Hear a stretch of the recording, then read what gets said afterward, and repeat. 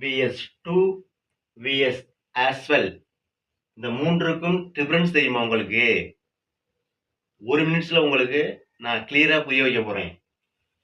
ஆல்சோனா கூட, she also came, அதாவது வெர்புக்கு முன்னால் இந்த ஆல்சோ வரும். அவளும் வந்தாள். நெக்ஸ்ட் டூ நாளும் கூட, she came to, அதாவது சென்டென்ஸுக்கும் எண்ட்ல முடிவுல இந்த டூ வரும். கேசுவல் ஓகேங்களா?